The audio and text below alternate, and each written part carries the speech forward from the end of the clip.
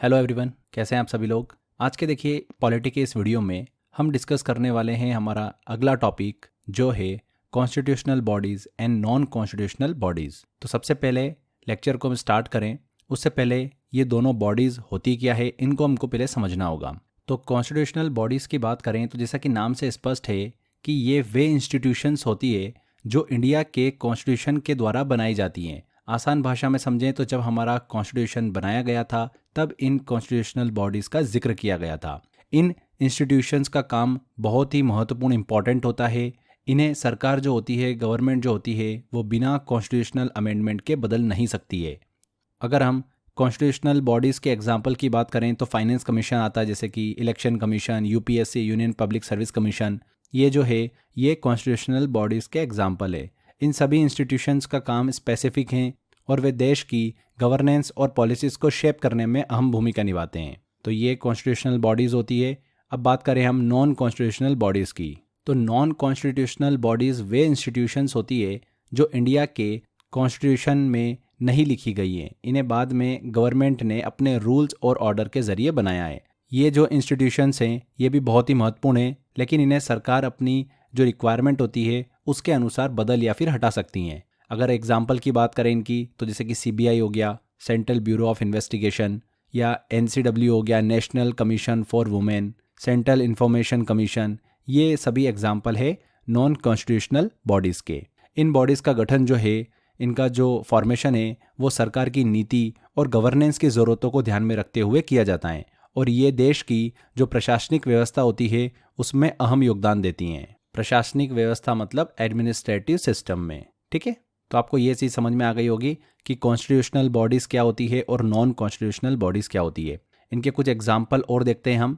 इन्हीं सभी को हम आज के इस वीडियो में डिस्कस करने वाले हैं। सबसे पहले देखिए, अगर हम बात करें कि कॉन्स्टिट्यूशनल बॉडीज़ में हम क्या क्या पढ़ने वाले हैं, तो फाइनेंस कमीशन के बारे में, वित्त आयोग के बारे में, यूपीएससी के बारे में, यूनियन पब्लिक सर्विस कमीशन के बारे में, स्टेट पब्लिक सर्विस कमीशन के बारे में, सेंट्रल इलेक्शन कमीशन, ये भी एक कॉन्स्टिट्यूशनल बॉडीज है, राष्ट्रीय अनुसूचित जाति आयोग, national commission for schedule caste, राष्ट्रीय अनुसूचित जनजाति आयोग, national commission for schedule tribes and national commission for backward classes, राष्ट्रीय पिछड़ा वर्ग आयोग। तो ये सभी हम कॉन्स्टिट्यूशनल बॉडीज़ के अंतर्गत पढ़ने वाले हैं। अगर हम नॉन कॉन्स्टिट्यूशनल बॉडीज़ के अंतर्गत पढ़ने वाली सभी संस्थाओं की बात करें, इंस्टीट्यूशंस की बात करें, तो उसमें हम पढ़ेंगे सीबीआई के बारे में, सेंट्रल ब्यूरो ऑफ इन्वेस्टिगेशन, फिर केंद्रीय सतर्कता आयोग के बारे में बात करेंगे, central vigilance commission, national women commission के बारे में पढ़ेंगे, नेशनल ह्यूमन राइट्स कमीशन के बारे में, national minorities commission, central information commission and national commission for protection of child rights, राष्ट्रीय बाल अधिकार संरक्षण आयोग।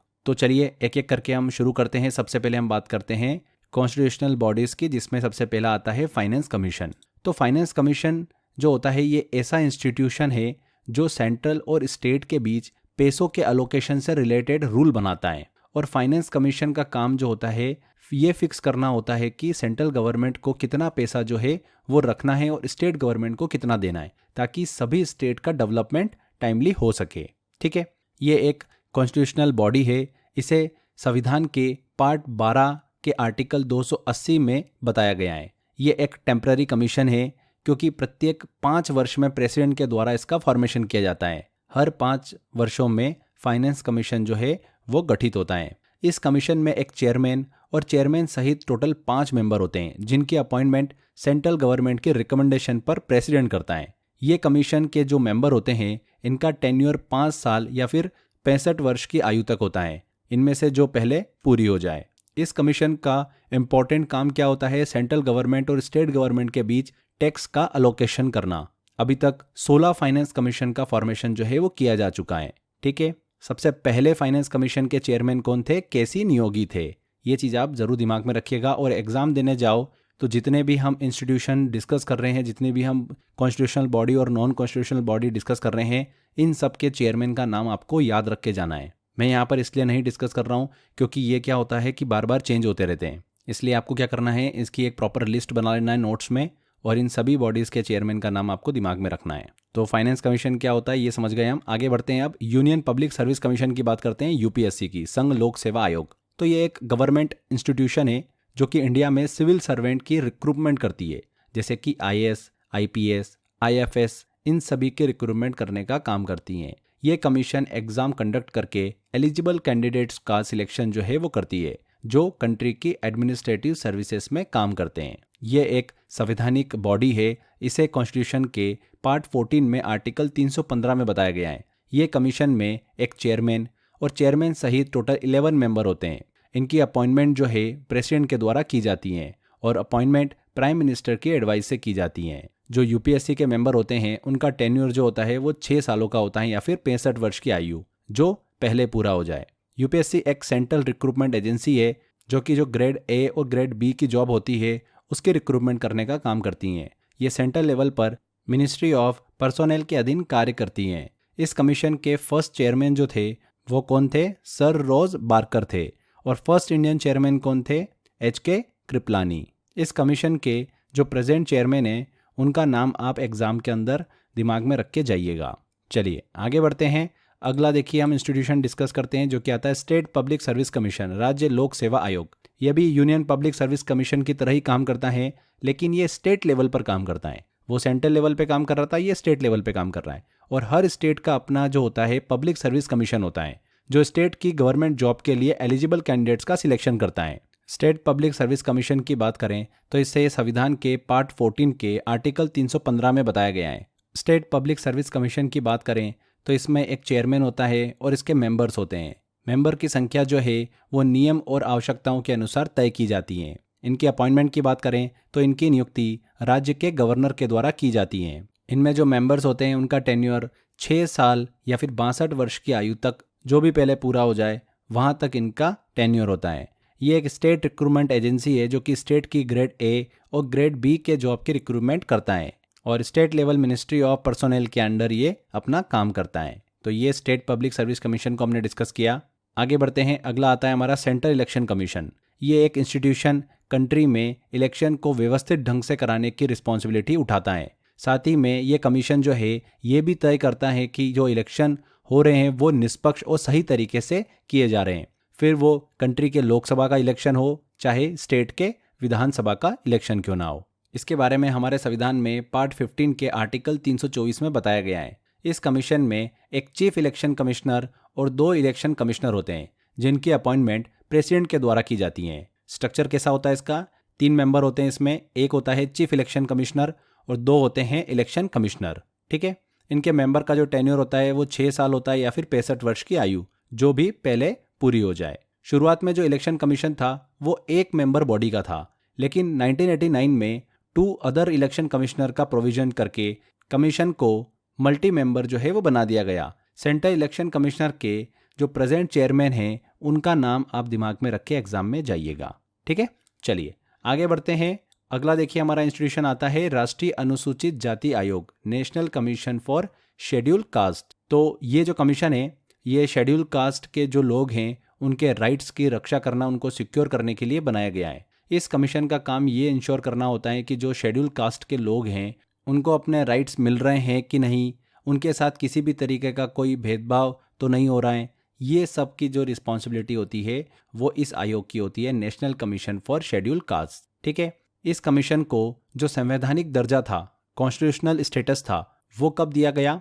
89वें कॉन्स्टिट्यूशनल अमेंडमेंट एक्ट 2003 के तहत दिया गया। ये बहुत इंपॉर्टेंट है, एग्जाम में पूछा जाता है कि national commission for schedule caste को संवैधानिक दर्जा कब दिया गया या किस संविधान संशोधन के तहत दिया गया।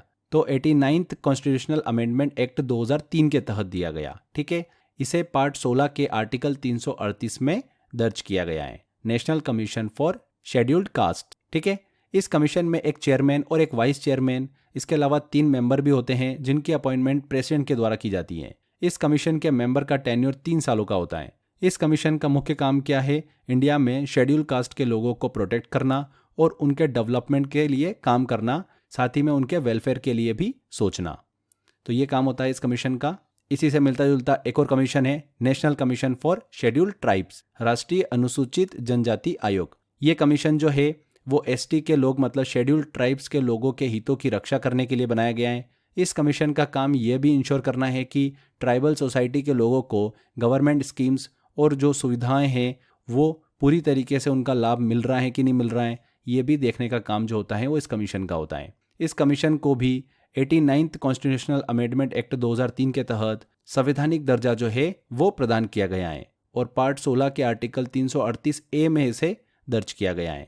इस कमीशन में एक चेयरमैन, एक वाइस चेयरमैन और 3 अदर मेंबर होते हैं जिनकी अपॉइंटमेंट प्रेसिडेंट के द्वारा ही की जाती है। इनका भी देखिए, जो कमीशन होता है उसके मेंबर का टेन्योर 3 सालों का होता है। और कमीशन का मुख्य काम क्या होता है? इंडिया में शेड्यूल्ड ट्राइब्स के लोगों को प्रोटेक्ट करना और उनके डेवलपमेंट और वेलफेयर के लिए सोचना। अगला देखिए, हम इंस्टीट्यूशन डिस्कस करते हैं, national commission for backward classes. देखिए, ये जो कमीशन है वो बैकवर्ड क्लासेस ओबीसी है उनके राइट की रक्षा करने के लिए बनाया गया है। साथ ही में इसका मुख्य काम ये भी देखना होता है कि जो बैकवर्ड क्लासेस हैं, ओबीसी के लोग हैं, उनको एजुकेशन, जॉब्स और अदर गवर्नमेंट स्कीम में रिजर्वेशन और प्रॉफिट मिल रहा है या फिर नहीं मिल रहा है। इस कमीशन को 102 कॉन्स्टिट्यूशनल अमेंडमेंट एक्ट 2018 के तहत संवैधानिक दर्जा जो है वो दिया गया है। पार्ट 16 के आर्टिकल 338B में से स्थान दिया गया।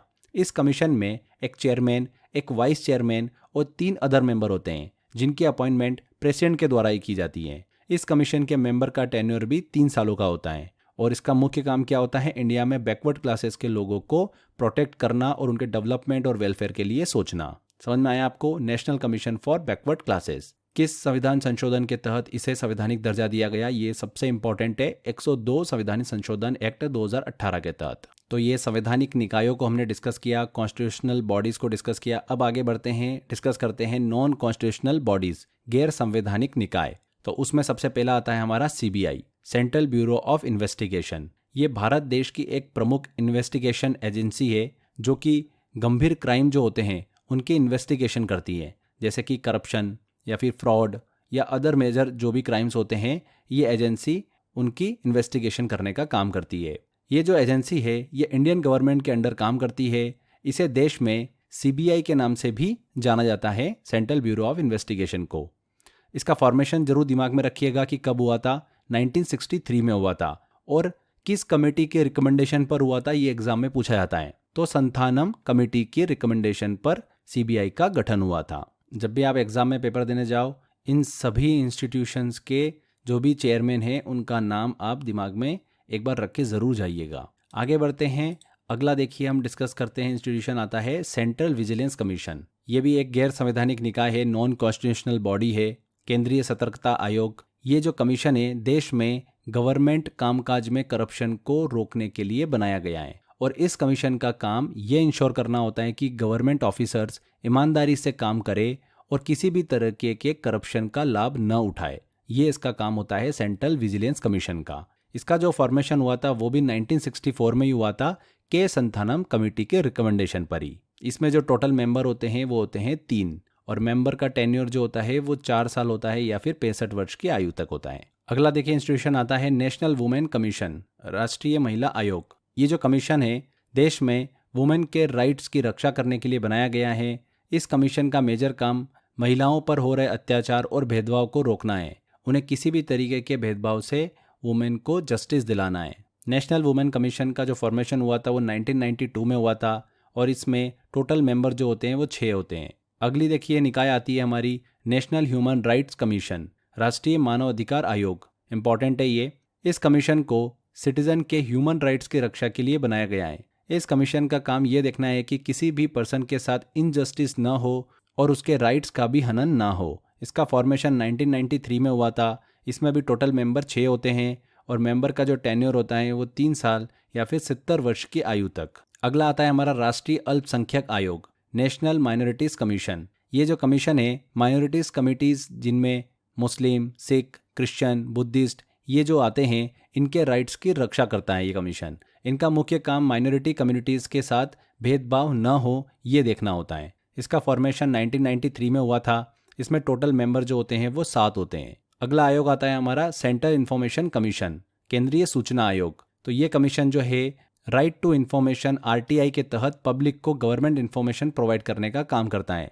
इसमें अगर किसी पर्सन को गवर्नमेंट इन्फॉर्मेशन नहीं मिलती है तो वह इस कमीशन के पास अपनी कंप्लेंट दर्ज करा सकता है। इसका फॉर्मेशन 2005 में हुआ था।